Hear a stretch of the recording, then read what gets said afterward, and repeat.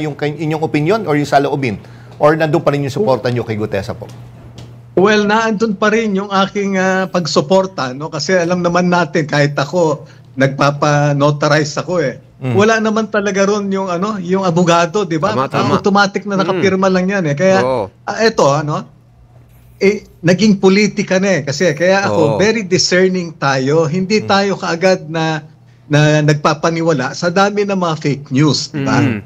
At even yung pagsabi na finorge yan, ay sa akin, nagdadalawang ako na, ako mismo kumukuha ng affidavit eh. Hindi man talaga naandun yung abogado. Naandun na yung firma niya, pero wala yung abogado, di ba? So, ayun mga kababayan, matindi itong pahayag ni former Marine na si Colonel Ariel Querubin, mga kababayan. At siya'y naniniwala na itong notaryo kay Gutesa ay tunay, mga kababayan. At talagang ito'y si Gutesa pinopolitika lang dahil sabi ni Ariel Querubin, mga kababayan, baka may nabanggit si Gutesa na totoo talaga dito sa kanyang pahayag, mga kababayan. So grabe, pakinggan natin simula umpisa itong pahayag ni former Marines.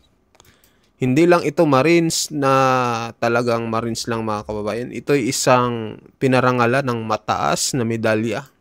Medal of Valor, mga kababayan. Itong si Ariel Querubin. So pakinggan natin simula umpisa yung kanyang pahayag.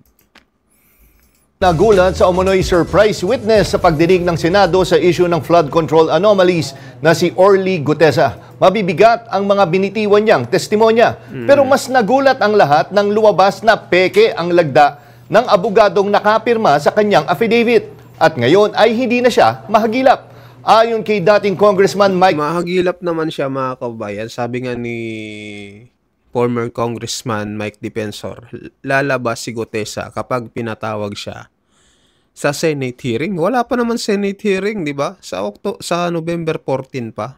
So, itong mga pinapalabas ng mga media, no, talagang pinapahype lang nila, mga kababayan, at maraming lumalabas po ngayong fake news, no, na si Gutesa daw ay nagsalita na. So tuloy natin ito, mga kababayan. Defensor at Senator Rodante Marcoleta, nasa kustodiyan ng Philippine Marine si Gutesa, bagay na itinanggi ng pamunuan ng Philippine Navy. Kaugnay niyan, makausap natin live via Zoom si retired Marine Colonel Ariel Querubin. Magandang hapon po, Colonel Querubin. Welcome po sa Arangkada Balita. Yeah, magandang hapon sa iyo, Jack, at Maan. At lahat ng mga taga-subaybay ng inyong programa. Okay. Colonel, ito, medyo filter ho namin, tinting namin kung alin yung mga fake news sa hindi. Pero ito ho yung isa sa mga lumabas. Sinasabi, totoo ba na kinausap kayo ni Senator Panfilo Lacson para hanapin si Gutesa at kung may lead na po ba kayo? Kung to talagang kayo ay inautusan po. Let me respawn in Rome, please. Yes! Our city currently has a population of 9. Well, napakiusapan tayo, no? Una, nag-text naman, tapos nagkita kami kahapon at inulit niya yon ulit na patulong naman para magkaroon ng closure itong kanyang pag-appear sa hearing. And sang-ayon ako sa kanya, no, na dapat lang talaga na magkaroon ng closure. Alam ninyo, kaya naman tayo na napasali dito kasi nag-post ako dahil tayo very consistent tayo sa anti-corruption at good governance advocacy natin. Noong nakita ko siya na nagsalita at nagpakilala na Marines, nagtanong-tanong kaagad ako kung sino ba ito na at nalaman naman natin, no, nakasama ko pala yan sa all-out war, nasa 4th Marine Battalion siya, nasa 1st Marine Battalion naman ako, pero parehas kami na galing ng Palawan na puntang Central Mindanao. At naglabas ako ng post ko na sabi ko, Orly Regala Gutesa, you made me proud as a Marine. Hope other security detail similarly situated will come out if they too are bothered by their conscience. Siguro dito sila na natataranta kasi ang dating para nag-encourage pa tayo ng mga whistleblower, no? So yan yung para maliwanag kung paano tayo napunta dito. Kasi sa totoo lang, sabi ko nga, kami maliit lang na unit ng Marines at halos lahat kami magkakakilala. Pero ito kasi, ibang unit niya, no? So, nagre-rely lang kami doon sa service reputation. Kumbaga sa nung napagtanong ko, okay naman, no? Pero after that, nung nag-retire na siya at napunta na nga dito sa ganito na sitwasyon, yan hindi na natin nasubaybayan, no? Yun na nga po ay itinanggi na rin ng Philippine Navy na nasa kustodiya raw nila itong si Gutesa.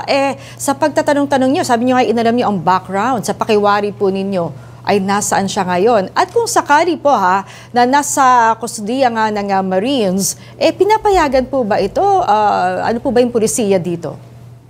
Well, pagka nag-retire ka, dapat hindi ka na pwedeng tumira sa loob ng mga kampo. Retired ka na Kumbaga sa na civilian na, no?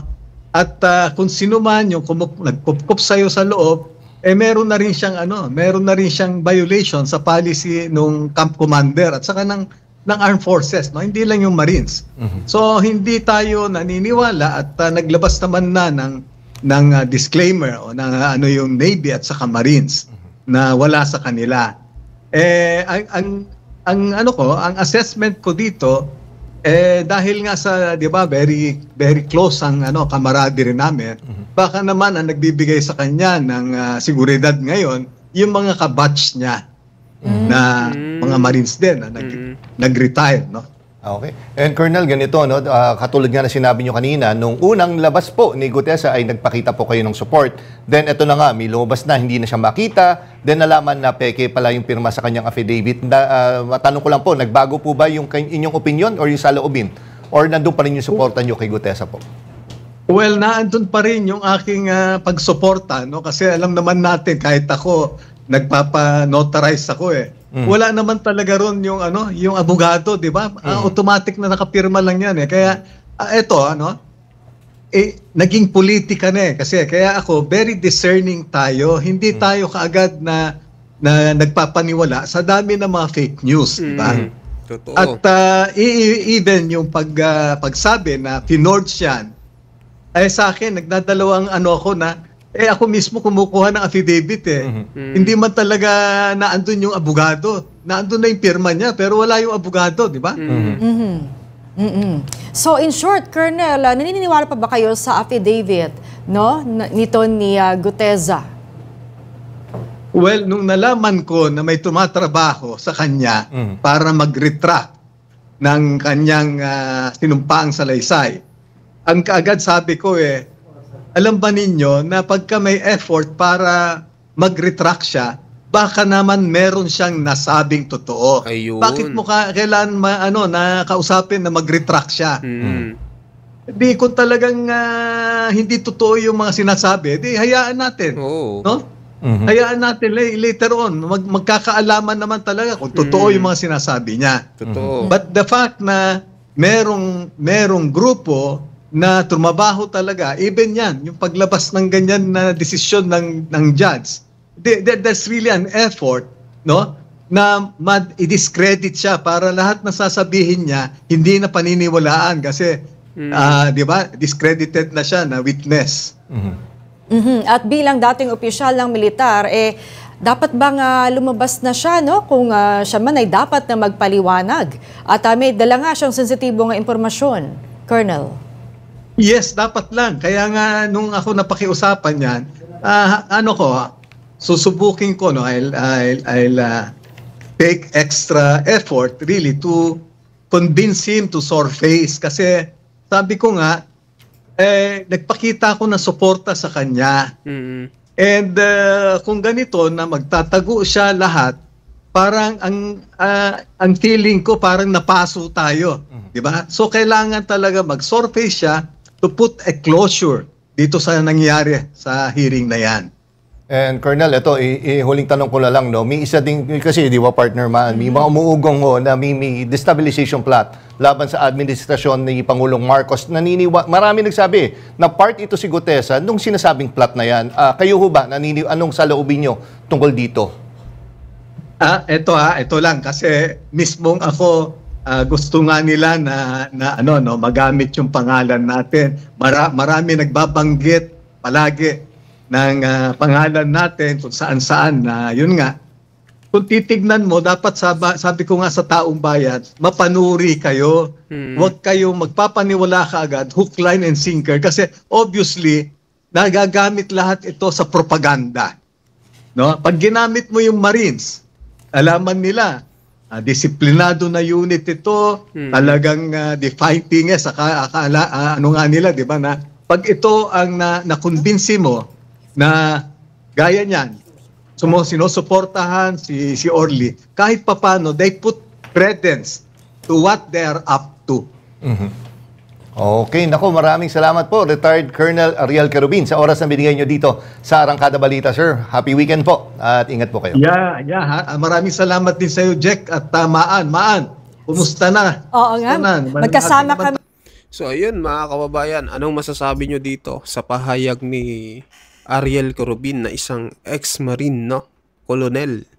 At talagang grabe, naniniwala siya na itong notaryo ni Gutesa ay tunay. Totoo mga kababayan. At hindi ito pineke dahil kahit siya daw di umano mga kababayan ay pag pumupunta sa mga pagnonotaryohan ay wala daw doon yung abogado. Kaya naniniwala siya na ito'y pinupolitika lang si Gutesa. At ayun, ano opinion nyo dito mga kababayan sa pahayag ni ex-marine Querubin? So, mag-comment kayo, mag-like at mag-share ng ating video. Sa mga bago dyan, pa-subscribe po ng ating video mga kababayan. Maraming salamat po sa inyong lahat. Mabuhay po kayo mga kababayan.